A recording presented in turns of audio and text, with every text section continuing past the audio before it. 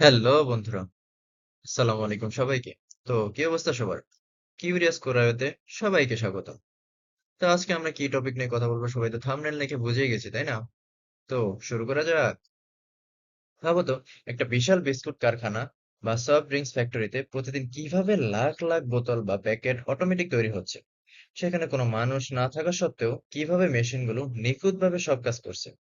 আবার ফ্যাক্টরির সিইও নিজের অফিসে বসে সারাদিনের উৎপাদন হিসাব পেয়ে যাচ্ছেন।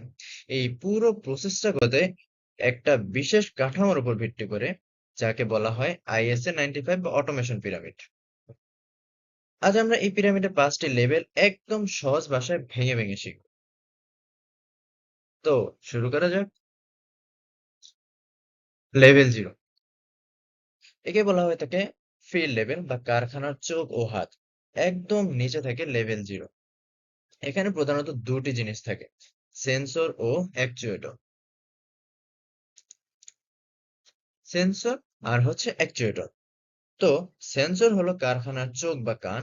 কোনো কনভেয়ার বেল্টের উপর দিয়ে কতগুলো বোতল গেল তা গুনে ফেলা এবং তাপমাত্রা প্রেসার মাপাই হলো সেন্সরের কাজ। এটা হচ্ছে এই লেভেল জিরো এর মধ্যে ঘটে থাকে: টেম্পারেচার, প্রেসার অ্যান্ড প্রক্সিমিটি। আর অ্যাকচুয়েটর হলো কারখানার হাত বা পেশি। সেন্সর থেকে সিগন্যাল পাওয়ার পর ফিজিক্যাল কাজ করা এর কাজ। যেমন মোটর চালু করা, কোনো ভালভ খোলা বা পাইপ বন্ধ করাই হলো অ্যাকচুয়েটরের কাজ। এরপরে হচ্ছে লেভেল ওয়ান বা ডিরেক্ট কন্ট্রোল লেভেল। এটা হচ্ছে কারখানা লেভেল বা মস্তিষ্ক। লেভেল জিরো থেকে তথ্য সংগ্রহ করে দ্রুত সিদ্ধান্ত নেওয়ার কাজ করে লেভেল ওয়ান। এটা সম্পন্ন হয়ে থাকে পিএলসি, ভিএফডি এবং ডিসিএস এর মাধ্যমে। এই হচ্ছে আমাদের লেভেল ওয়ান। ধরুন, লেভেল জিরো এর সেন্সর দেখালো ট্রাঙ্কের পানি পূর্ণ হয়ে গেছে। এই সিগন্যাল পেয়ে লেভেল ওয়ান এর পিএলসি সঙ্গে সঙ্গে সিদ্ধান্ত নিয়ে মোটরটি বন্ধ করার সিদ্ধান্ত নেয়। এই প্রসেসটি ঘটে চোখের পলকে, মাত্র মিলিসেকেন্ডের মধ্যে। এর পরের ধাপ আসে সুপারভিসরি লেভেল বা কারখানার কন্ট্রোল রুম। এটা কমপ্লিট হয়ে থাকে হচ্ছে এইচএমআই এবং স্মার্ট সিস্টেম এর মাধ্যমে। যেমন পুরো কারখানাতে একসাথে হাজারটা সেন্সর আর পিএলসি কাজ করছে, তাই না? তো একজন অপারেটর কিভাবে একসঙ্গে সব মনিটর করবেন? এটা তার জন্য খুবই কষ্টসাধ্য বিষয়, তাই না? তো সেটার সমাধান দেয় লেভেল টু, যেখানে ব্যবহার করা হয় স্কাডা আর এইচএমআই। এখানে কন্ট্রোল রুমে বড় মনিটরে বা স্ক্রিনে পুরো প্ল্যান্টের একটা অ্যানিমেটেড ছবি দেখা যায়। এই যে এই ধরনের বা এই ধরনের কোনো লাইনে মোটর বন্ধ হলে বা কোথাও অতিরিক্ত তাপ সৃষ্টি হলে স্ক্রিনে সাথে সাথে লাল বাতি জ্বলে ওঠে বা অ্যালার্ম বাজে বা কোনো নির্দেশক সেট করা থাকে যেটা শো করে। এর ফলে ইঞ্জিনিয়াররা এক জায়গায় বসে পুরো কারখানার সুপারভিশন করতে পারেন, কোথায় কি হচ্ছে, কতটুকু হচ্ছে। এরপরে আসি আমরা লেভেল থ্রি, অপারেশন বা এমএস লেভেল। যেমন এবার আসা যাক পুরো দিনের প্রোডাকশন প্ল্যানিং এ। এই কাজ পরিচালনা করে এমএস সফটওয়্যার বা ম্যানুফ্যাকচারিং এক্সিকিউশন সিস্টেম। এটা হচ্ছে লেভেল থ্রি। ধরুন, আজ কারখানায় 10,000 পিস বোতল তৈরি করতে হবে। এমএস ট্রাক রাখে কতগুলো বোতল তৈরি হলো, কতগুলো নষ্ট হলো, কারখানায় কতটা দক্ষতার সাথে চলছে। অর্থাৎ এই লেভেলটা হচ্ছে ডাটা অ্যানালাইসিসের কাজ করে। এরপরে আসি আমাদের সর্বোচ্চ লেভেল, যাকে বলা হয়ে থাকে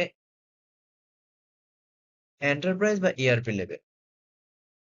এই লেভেল পিরামিডের একদম সর্বোচ্চ চূড়ায় থাকে, যা ব্যবসার মূল সিদ্ধান্তগুলো সামলায়।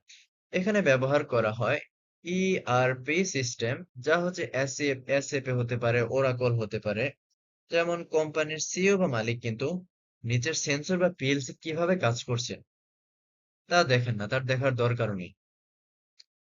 তারা দেখেন কত টাকার কাঁচামাল কেনা হলো, আজকের তৈরি পণ্য বিক্রি করে কত লাভ হলো, শিপমেন্ট ঠিকঠাক গেল কিনা এবং ভবিষ্যতে কি পরিমাণ অর্ডার আসবে।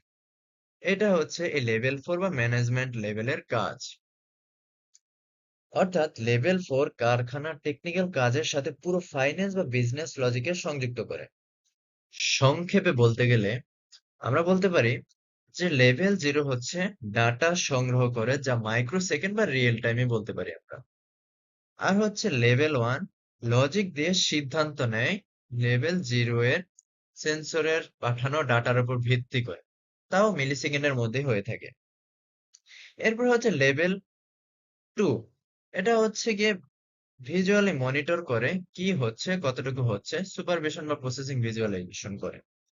তারপরে হচ্ছে লেভেল থ্রি, এটা হচ্ছে প্রোডাকশন সামলায়, যেমন কতটুকু প্রোডাকশন হয়েছে, যেমন প্রতি শিফটে হতে পারে, প্রতি ঘন্টায় বা প্রতি মিনিটে, এগুলো হিসাব করে থাকে। আর হচ্ছে লেভেল ফোর কি করে, ব্যবসার হিসাব রাখে। সেটা হতে পারে প্রতিদিনে রাখতে পারে, প্রতি সপ্তাহে রাখতে পারে, প্রতি মাসেও রাখতে পারে। আশা করি এই পাঁচটি স্তর একসাথে সুন্দরভাবে মিলে যাওয়ার কারণে তৈরি হয় আধুনিক ইন্ডাস্ট্রি 4.0 স্মার্ট ফ্যাক্টরি। তো আশা করা যায় এখন ISA 95 বা অটোমেশন পিরামিড সম্পর্কে আপনার ধারণা একদম পরিষ্কার।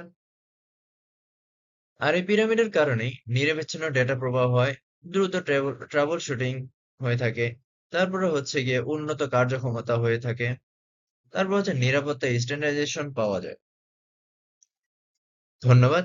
ভিডিওটি ভালো লাগলে লাইক, শেয়ার করবেন, চ্যানেলটি সাবস্ক্রাইব করতে অবশ্যই ভুলবেন না। তারপর হচ্ছে দেখা হবে পরবর্তী ভিডিওতে। আসসালামু আলাইকুম এন্ড গুড বাই।